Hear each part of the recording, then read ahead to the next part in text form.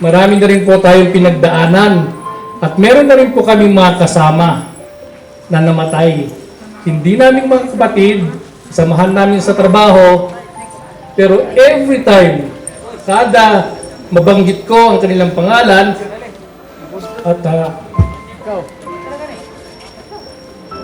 at maisip,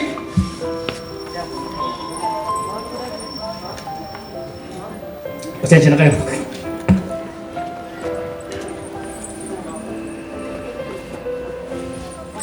Naalala ko naman yung isang opisyal ko.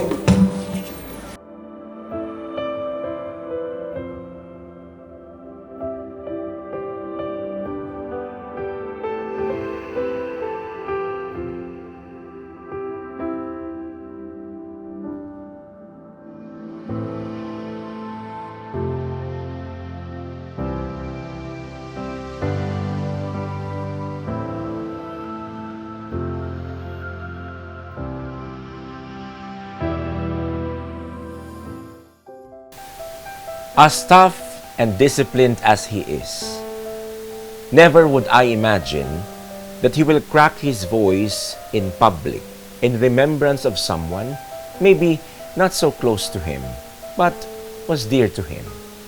Because the man who died was his subordinate in the army.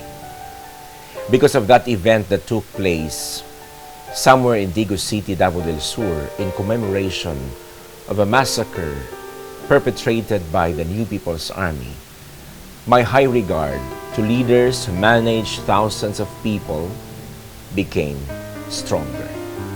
Thus, I decided and I desired to interview this man, this general, so I will understand what was the cracking of his voice all about.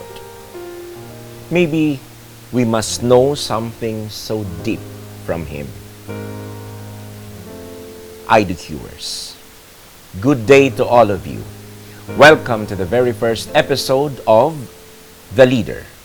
Today, we will present to you Ernesto Torres Jr., Teniente General.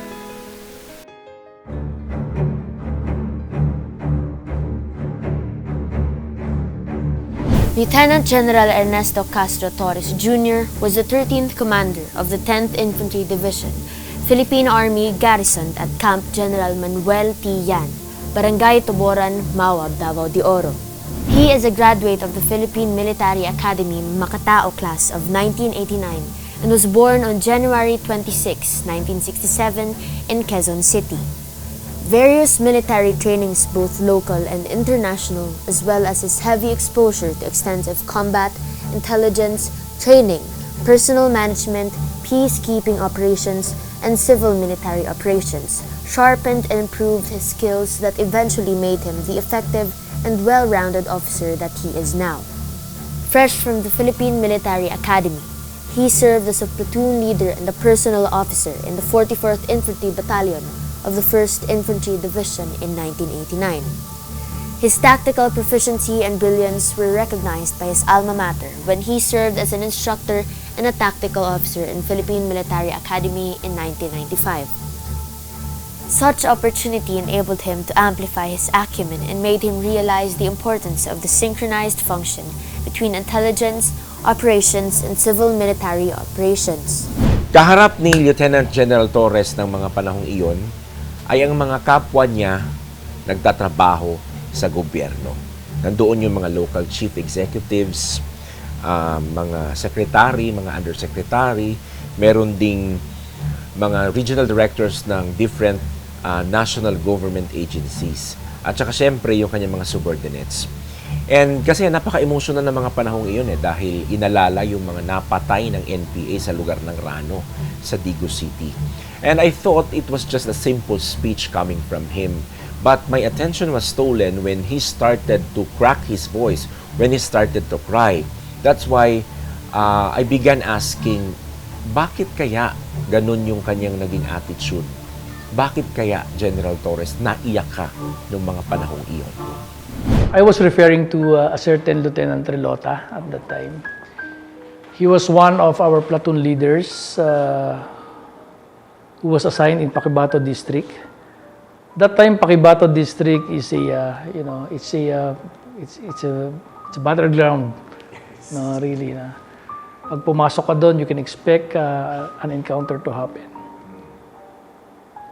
There's this young Lieutenant Relota. The night before they jumped off to an operation going to Paquibato District, that was 25 January of 2018,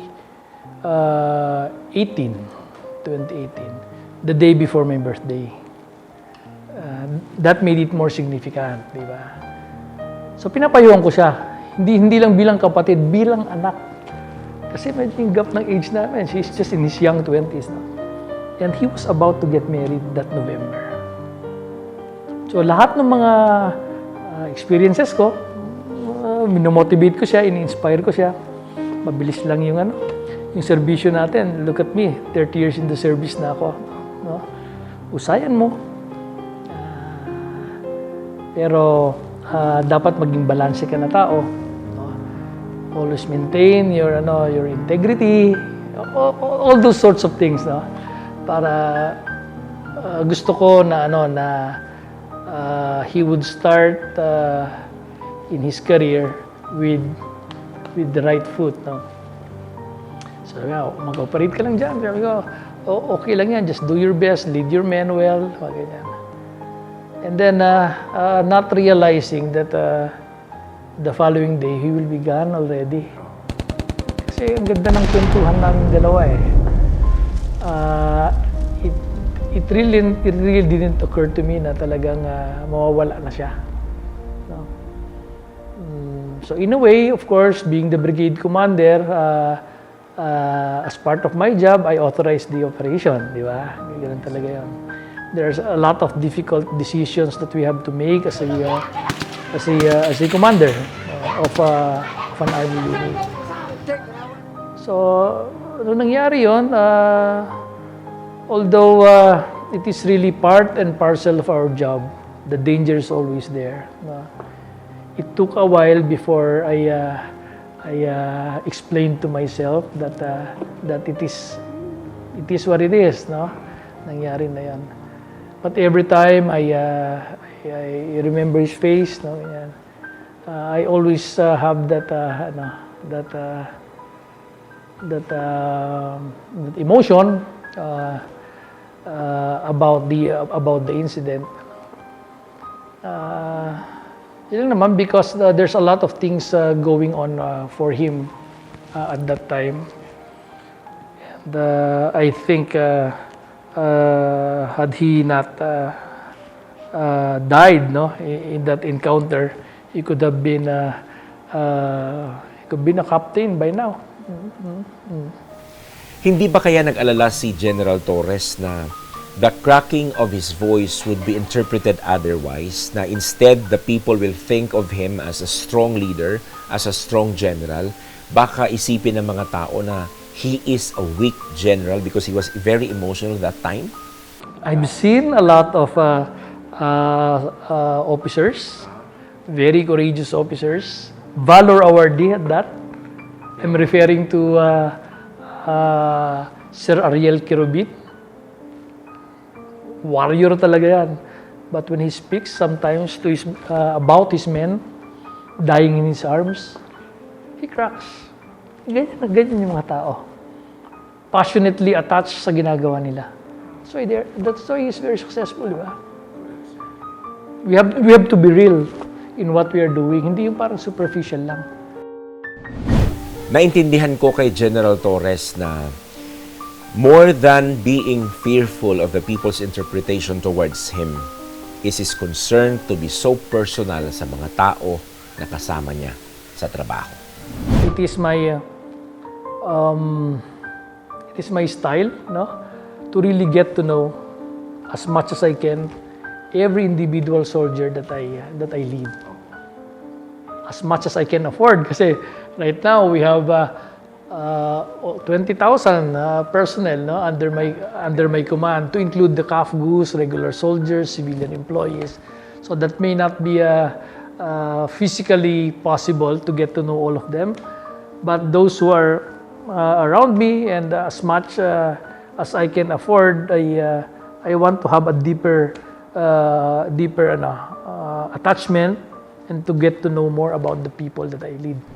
After his tenure in the Philippine Military Academy, he proceeded to occupy several positions at General Headquarters and Headquarters Philippine Army, specifically in intelligence and operations. In 2002, he became the deputy to the Assistant Chief of Staff for Intelligence G2 in the 2nd Infantry Division. In 2013, he became the Assistant Chief of Staff for Operations G3 in the 7th Infantry Division. Lieutenant General Torres also assumed various civil military operations positions.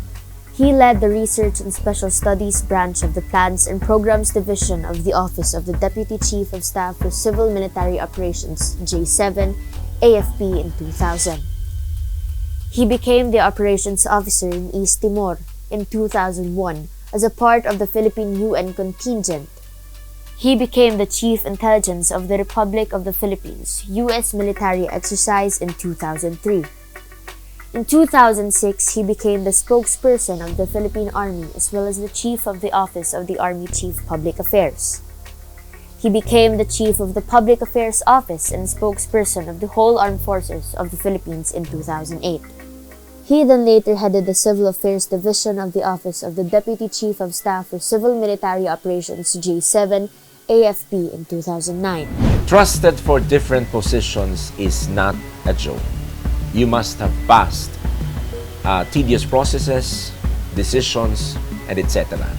Because I believe trust is not just from those people who appointed you or who will appoint you of critical positions, but from those people who you have worked with and who you will work with. So, matanong kita, General Torres, anong klaseng commander po ba kayo? I prefer to be a compassionate commander, but strict in a sense. There are some non-negotiables to me that outright sinasabi ko na sa kanila.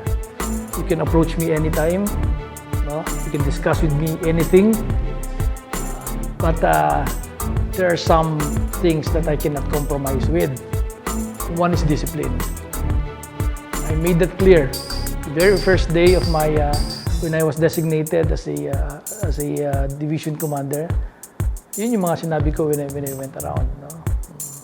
I can be a brotherly to you, but let that be a covenant between you and myself. No? That I will never compromise on discipline. As soldiers, we carry firearms. So more than any organization, more than anybody else, no, I would demand the highest standard of discipline from you.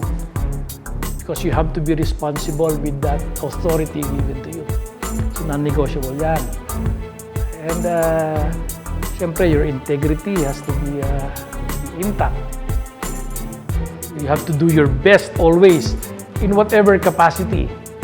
Walang lang. Kunyari, pag kinausap ko, yung sinabi ko niyan, ano trabaho mo? Sir, sa kitchen lang ako.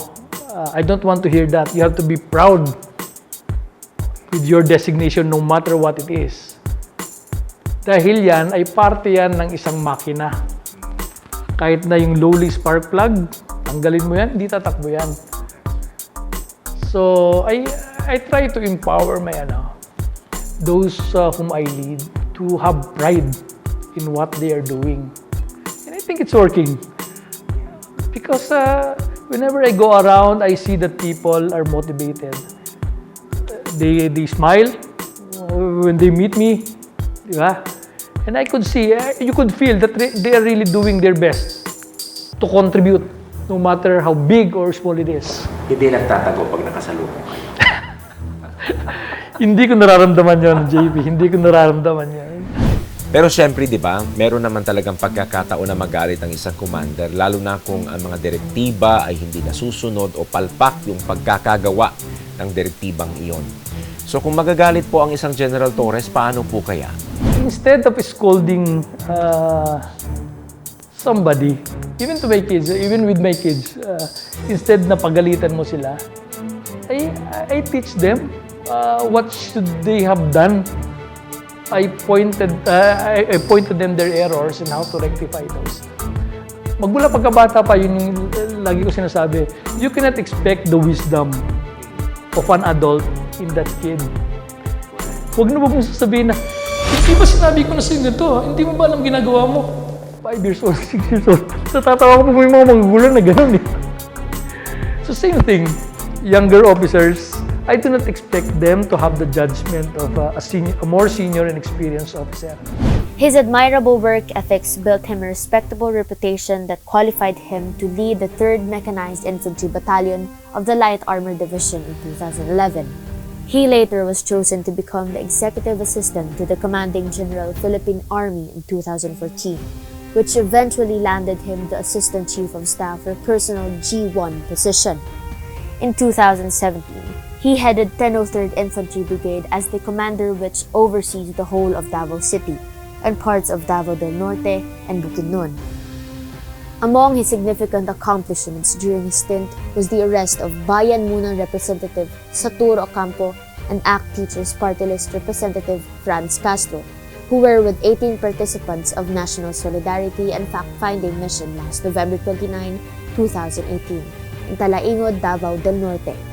For 2 years of stint, Pulang Bagani Commands 2 and 3 and Guerrilla Front Committee 54 were dismantled. Excellent tactician as he was, dismantling 3 NPA formations was the acme of leading an infantry brigade. General Torres said to me that he is more of an example rather than a leader who is fond of telling his men what to do.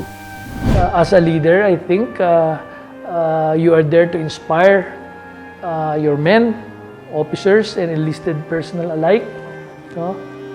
To dream more, to learn more, so that they can do greater things, no? Sa serbisyo natin para sa tao at para sa bayan. He promotes positivity. We have to end that culture of negativity. We have to have that culture of positivity as a nation if we want to improve as a people. Because there's so much negativity. Maliit na bagay. Mas mabigat yung negative eh. Instead of finding a solution, we have enough number of critics already. Huwag na tayong sumama. We provide the solution. That's how I am. He believes not in failure. Bakit kaya, sir? There is no such thing as failure. Kaya sabi ko sa mga tao ko yan, there is no such thing as failure. Only a postponement of success. Yeah. So it's always positive. And when most of us have that mindset, isipin mo, yung ma-generate na energy. May nagkakamali, yes. Ano ka perfect? Hindi tayo perfecto. But if we have that mindset, walang failure. Try again.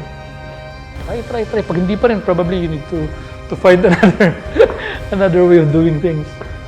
He became the commander of the Civil Relations Service, Armed Forces of the Philippines at Camp General Emilio Aguinaldo in Quezon City. He conceptualized the Kapwa Ko Sagot Ko campaign as an approach to help ease the social impacts of the coronavirus disease 2019.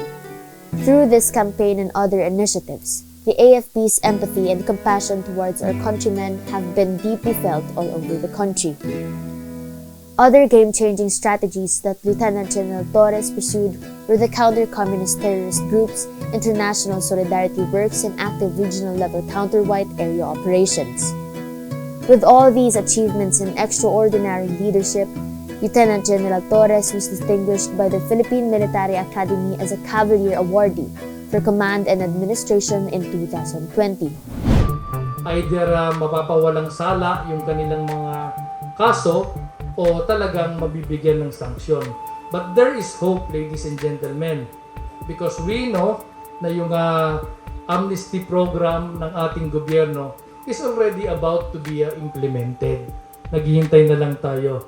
But as far as I am concerned, ang mga mapapaloob lang sa amnesty na tinatawag na ino-offer ng gobyerno ay yaong mga non-bailable cases. Pinandro Villanueva is considered as the third highest of the CPP right after Joe Masison and the Tiamsons, and was also holding the record as the longest-serving secretary of the Southern Mindanao Regional Committee, or SMRC, since 1986. So we are only confronting, in effect, six guerrilla fronts. 3 are weakened already.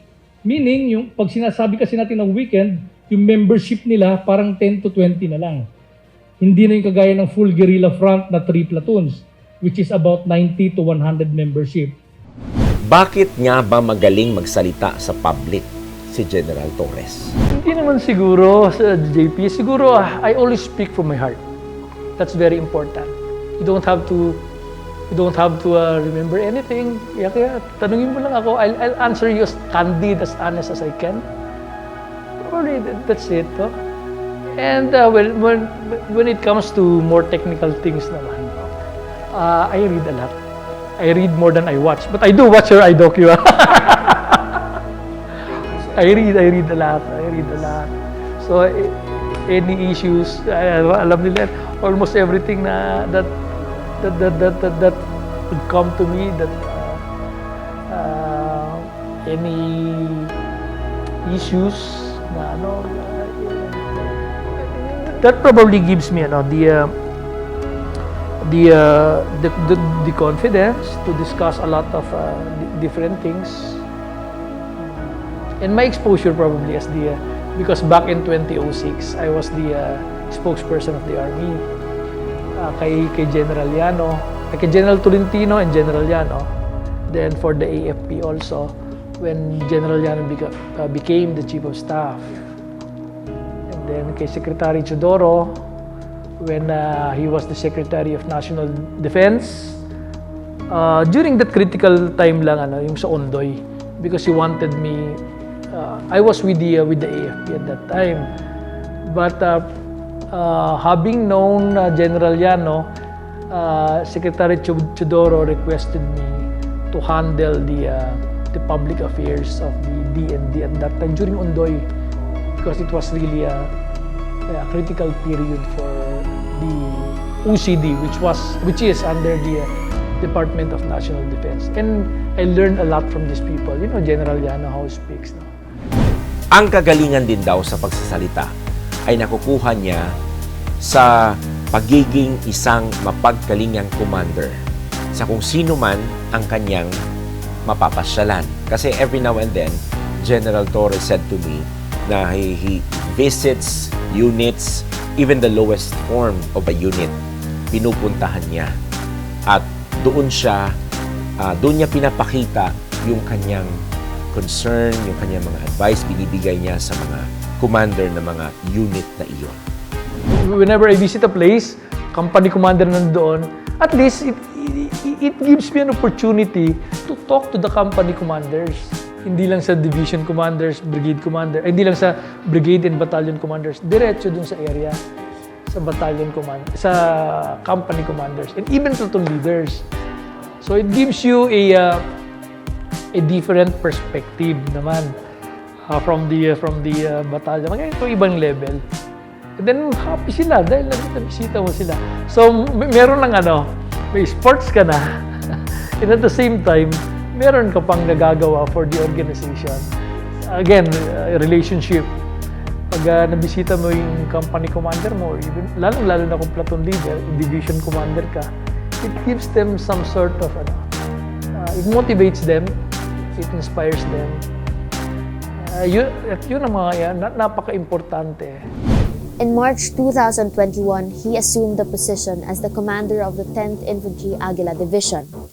In 8 months of stint, the command was able to dismantle 3 guerrilla fronts, 33 engagements, recovered 287 firearms, and neutralized a total of 393 CPG members, who surrendered or died due to combat operations of its subordinate units. Notable among these neutralized CPGs were the neutralization of 9 front secretaries. To name a few were Patbon Besas alias Maros, the Secretary of the PBC, Danny Huit alias Boso, Secretary of Guerrilla Front North, Renante Mantos alias Nante, the Secretary of Guerrilla Front 2, Josie Papasin alias Domay, the Secretary of Weekend Guerrilla Front 18, Eduardo Henelsa alias Lando, Commanding Officer of PBC 6 and former NDFP consultant, Billy Berano alias Borja, the Secretary of GF Alip, Aida Marie Montero alias Mandy, Secretary and Finance Officer of SRC5, SMRC, Ana Sandra Reyes alias Kay, Central Committee Member, Secretary of RCTC and Member of Exicom, SMRC. And lastly, Menandro Villanueva alias Bok, Secretary of Komisyong Mindanao, Commanding Officer of the NPA National Operations Command, and member of the Politburo of the Central Committee of the Communist Party of the Philippines.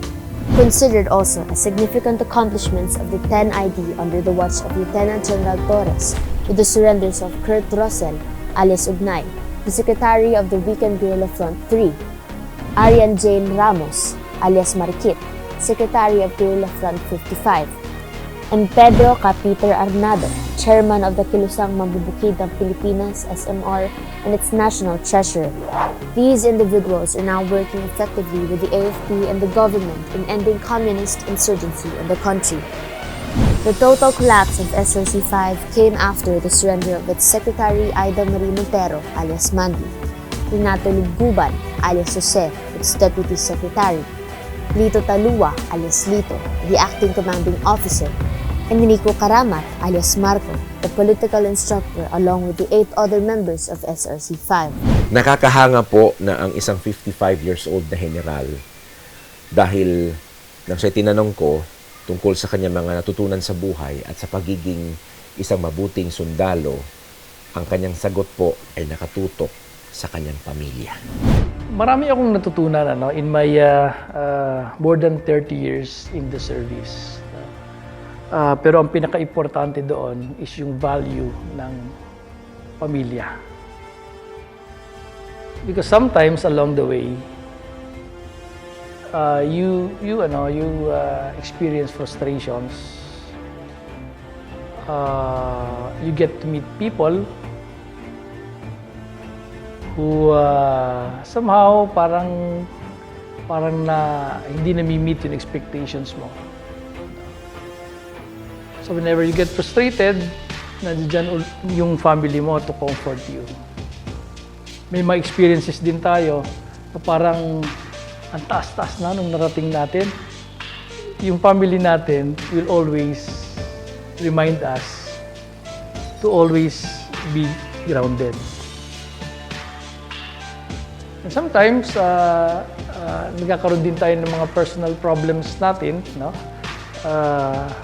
Or professional problems sa opisina that sometimes seemingly insurmountable. But yung pamilya mo will always be there for you no matter what. Importante kasi yung partner mo sa buhay mo, no, as a military officer, because most of the time we are away from our family. No? I'm just blessed that I have my wife, who takes care of the home front whenever I'm assigned somewhere else. So no worries at all about raising the kids, teaching them. That is very important. Nakapag-perform tayo na maigi. Bukod po sa kanyang pamilya, he pointed out that his previous commanders were his mentors. That's why he became who he is now. I am very fortunate to have commanders. From the time I entered the military service, it was then Major Tolentino. Eventually, he became the Commanding General of the Philippine Army. After him, General Camiling. Naging Commanding General din ng Philippine Army, General Abu. Commanding General ng Philippine Army, naging Chief of Staff pa. Directly, I worked directly under them. General Llano. Then General Anyo. I was his G1. I was G1, his G1. When he was the 10th Division Commander. When he was the CGPA. From here, hindi kami magkasama rito. So imagine this, I am really fortunate to have experienced the leadership of this type of people. So pag samasamahin mo yung kanilang character, the way they think, the way they make decisions, the way they run their families, no? I think these are the best experiences in my more than 30 years of being in the military. It made me what I am now. Pangalawa si General Torres sa 5 puro lalaki na magkakapatid. Sundalo rin ang tatay niya who retired as petty officer ng Philippine Navy. At nakapag-asawa siya kay Evangeline Cuisia Torres kung saan nagkaanak sila ng 2. Ang isa po si Zoe Jeline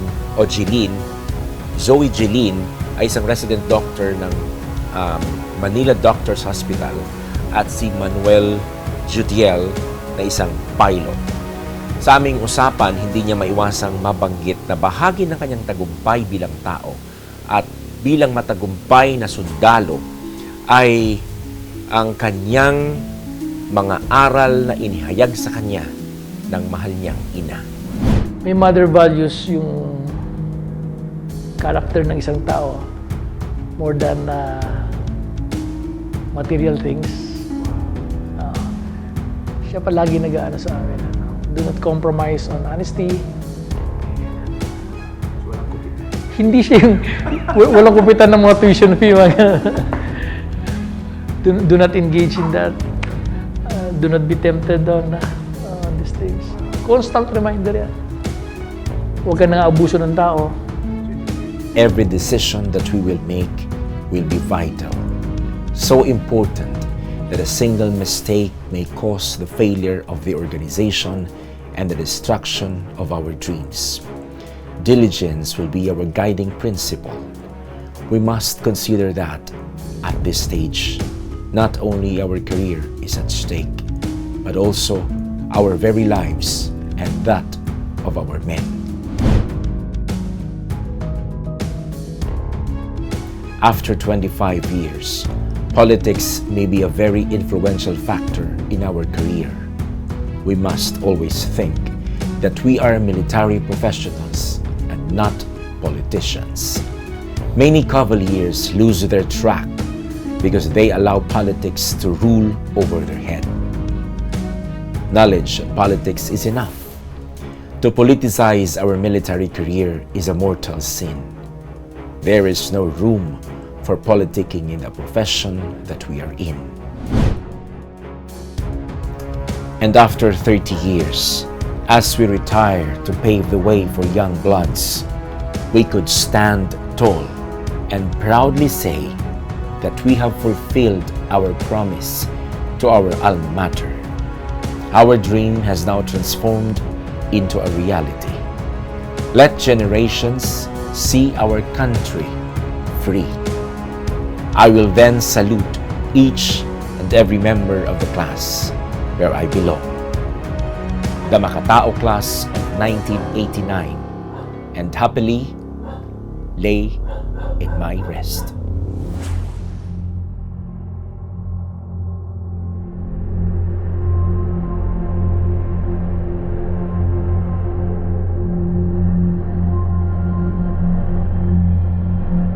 Maraming salamat po sa inyo, Lieutenant General Ernesto Torres Jr. sa mga inihayag niyo po sa amin na we hope ay na-inspire po ang ating mga manonood. Hanggang sa susunod po nating episode. At bilang pangwakas po ay iwan ko po sa inyo ang isang nakaka-inspire na Bible verse o biblical verse na matatagpuan po sa Psalms chapter 31 verse 24 at sinasabing, "Be of good courage, and He shall strengthen your heart, all you that hope in the Lord." Please subscribe to my YouTube channel and please do click the notification bell for you to be alerted once we have new video uploads, be it documentary, news, and talks. Also, please like our Facebook page, iDocu by John Paul Sr. To God be the glory. God bless you all.